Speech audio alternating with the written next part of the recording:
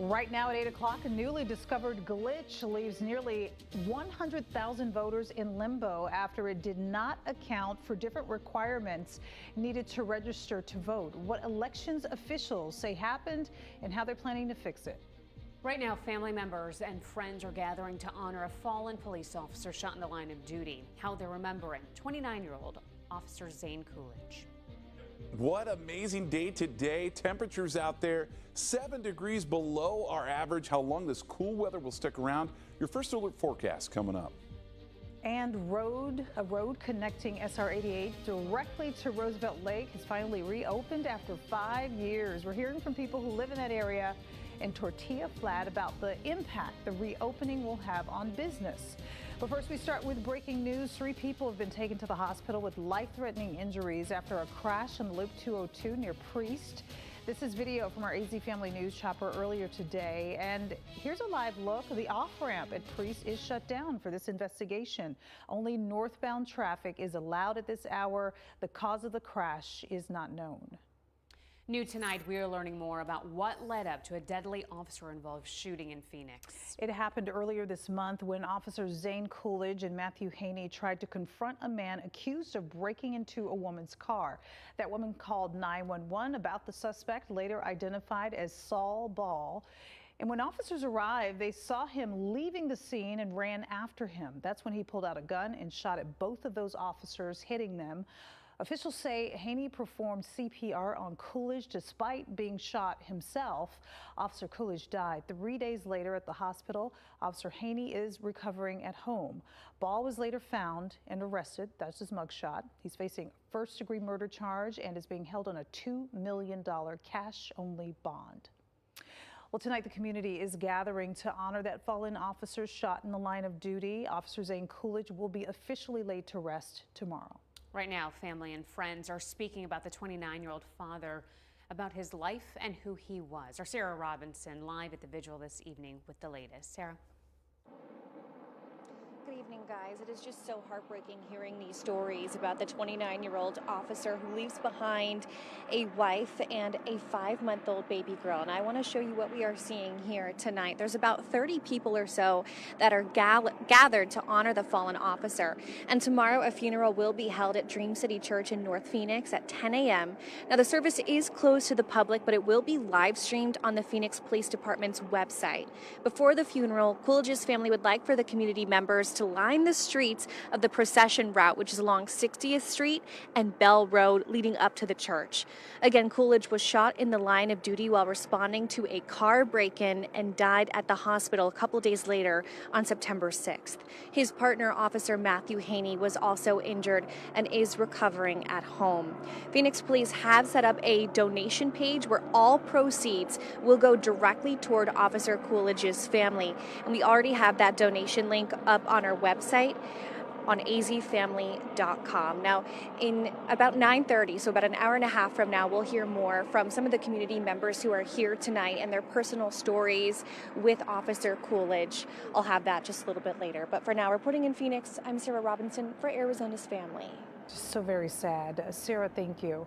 Again, here are the details for Officer Coolidge's funeral procession tomorrow. The public is invited to line the procession route from 60th Street and Bell to Dream City Church. The procession starts at 9:15 in the morning. They're asking that you line up at 9 o'clock. You can also watch a live stream of the tributes on our AZ Family app.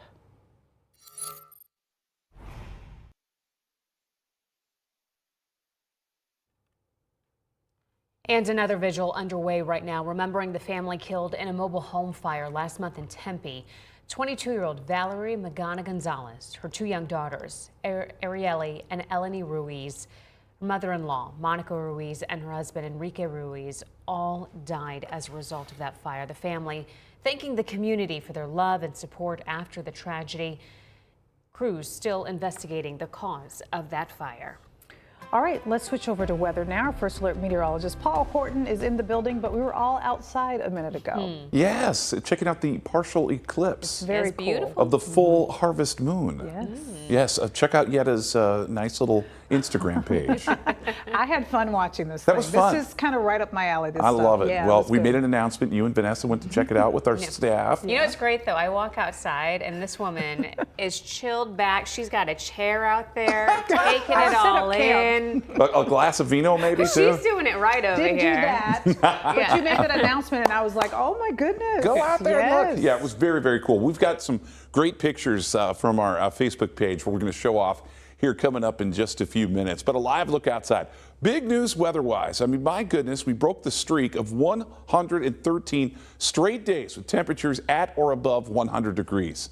High today, 7 degrees below average. Oh my goodness, we'll take it. Here's where we sit. 88 degrees in Phoenix. We've got temperatures in the mid-80s in Mesa.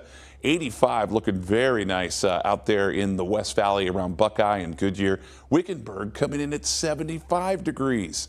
Oh boy, we're back to paradise, folks. And you can see a live look at the radar. We had some activity on there yesterday.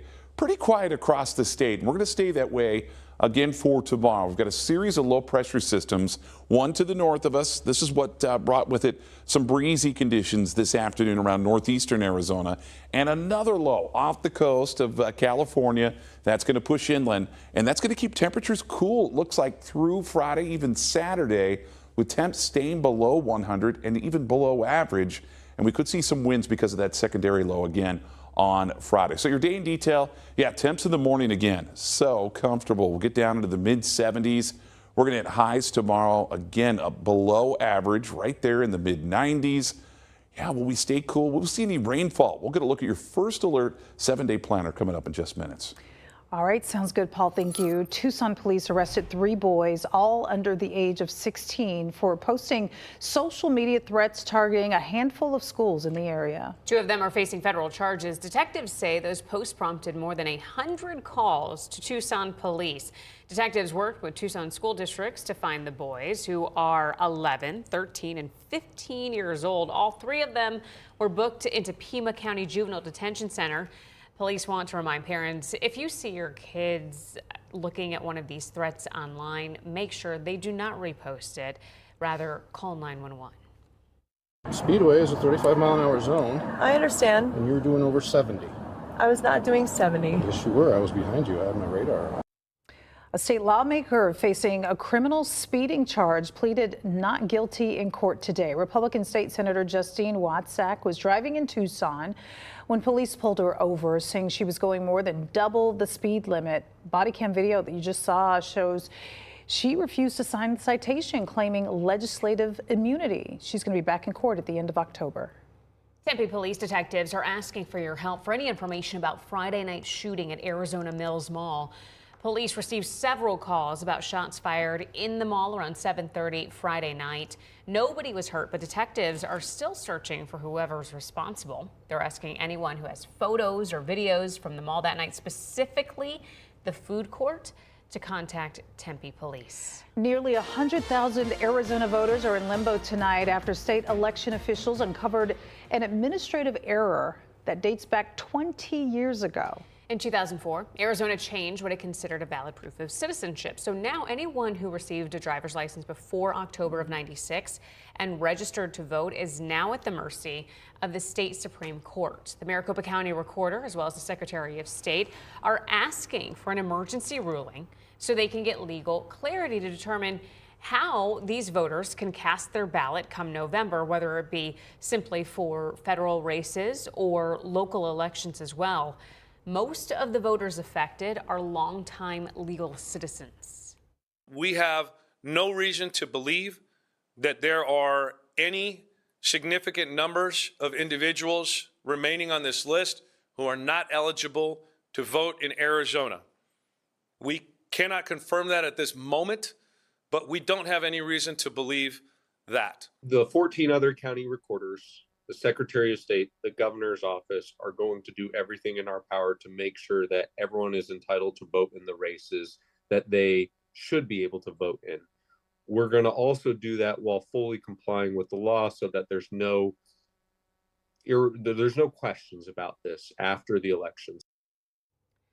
More than a third of affected voters, 37%, are registered Republicans. Independents make up the next biggest bloc, followed by Democrats.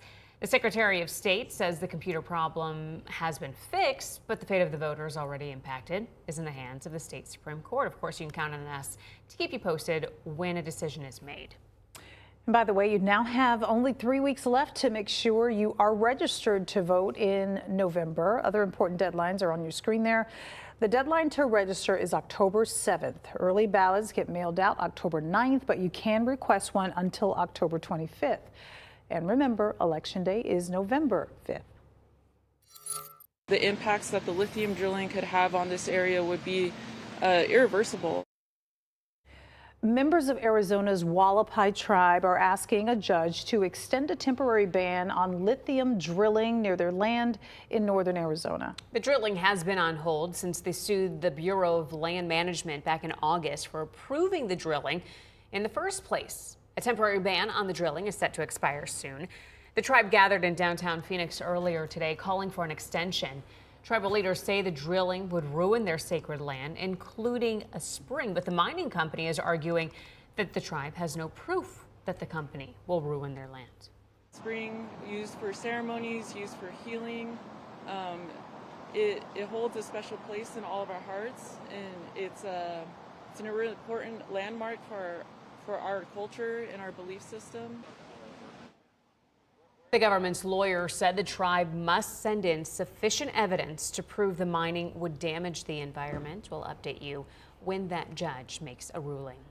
After 5 years, people from the valley can now travel directly to Roosevelt Lake using SR 88, also known as the Apache Trail. ADOT has officially reopened that road to traffic. But there are a few things you need to keep in mind before you take that trip. One thing is for sure, businesses along the road say that the road opening has been a long time coming. Our Steven Sarabia has more. Those who work here in Tortilla Flats say they've already seen a big bump in business with people stopping by to use that newly reopened road, and they're hopeful that ADOT still has more plans ahead for the road. It's a sight this small unincorporated community hasn't seen since pre-pandemic times. It's been great. I mean, a lot of people are coming up, they're stopping before they go up or they're stopping on the way back, and they're checking it out. We watched as tons of cars, trucks, and motorcycles passed through Tortilla Flat, as this week after 5 years, ADOT has officially reopened SR 88, also known as the Apache Trail. This means people can travel from the valley all the way to Roosevelt Lake. And Ryan Cody with Tortilla Flat says once again their town can be a pit stop for travelers. We have all the supplies for them if they need water, ice, it's great. There's a lot of history here in Tortilla Flat. I mean, it's also detailed in the museum they have here on site. It served as a popular rest stop for people on their way to help build the Roosevelt Dam in the early 1900s. Since the dam was finished, the town became a popular spot for lake travelers to take a break. Up until 2019, when a flood destroyed a section of the road past their town. So people could no longer use this road to enjoy Roosevelt Lake. Until now. Yeah, we're back in full swing now. It's great. It's been very, very fortunate. But not every business owner could weather the half-decade closure.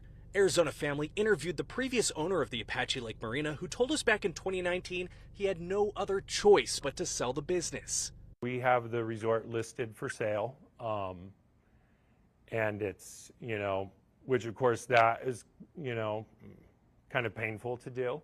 But, it's been our home for 45 years. We are unable to get in contact with the new owners. While the road is reopened, ADOT says only cars with four-wheel drive or high clearance should travel that newly reopened section. ADOT got this project done with about $4 million, and they say it was just enough to restore it for those types of vehicles to use it. Now, they do have plans for a full refresh, but they're fighting to secure the $30 million to get it done. But for now, the folks in Tortilla Flat say they're just happy to see lake travelers once again. We've been very thankful and very lucky. In Tortilla Flat, I'm Steven Sarabia for Arizona's Family. The Arizona State Sun Devils football team keeps winning, both on and off the field. After a 3-0 start, quarterback Sam Levitt has landed his first local NIL deal. Cold beers and cheeseburgers. That's a good one. Yeah. He's even got his own wrap, the Sam Levitt QB10 wrap. Okay. Elliot Polikoff caught up with Sam at the Cold Beers and Cheeseburgers, the one in Old Town Scottsdale. All right, we are at the Cold Beer and Cheeseburgers in Old Town Scottsdale. I've got Sam Levitt, the freshman star quarterback for the Arizona State Sun Devils. And Sam, a pretty special moment today. You have got your own Sam Levitt QB10 wrap. You've got the Nashville hot chicken one. You've got the grilled chicken one. There's all different kinds of options here. You've got ranch, buffalo sauce, a little bit of everything in this wrap. What would you have told 10-year-old Sam Levitt that he would have a QB10 wrap named after him? Yeah, it'd be really cool just to be able to associate my name with something. People get to go in the store and order it. Kids that, idolize me, and I get to make an impact on their lives. So just being able to associate myself with something and have my name on the board. You have really had a great start to the season so far. Of course, the team has 3-0. I mean, what has it been like for you to be a part of this Sun Devils squad that has really been kind of making a name for itself on a national level? Yeah, it's electric right now, to be able to do it with my teammates, my guys, and the coaching staff that I've grinded with for the last 8 months, so it's pretty special, and, we're going to keep going from here.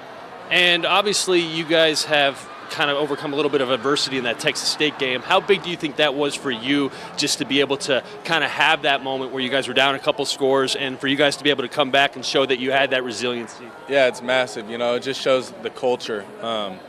Winning teams or losing teams don't do that. Winning teams do that. So to be able to come back on the road, first road game, down 14, it's pretty special. Do you think that ASU is still being slept on a little bit despite getting off to this 3-0 start? I don't even know what they're saying in the media. I try not to pay attention to it too much, but I heard that we're underdogs in this game, which I love. I always love being the underdog. You focus more on the important things like this Sam Levitt QB10 wrap, right? We're going to dig in? We're going to take a bite right here? Yeah, come on. All right, let's do it. Cheers. And the best part about this is that 10% of this goes to Phoenix Children's Hospital, too, so that's a pretty special moment.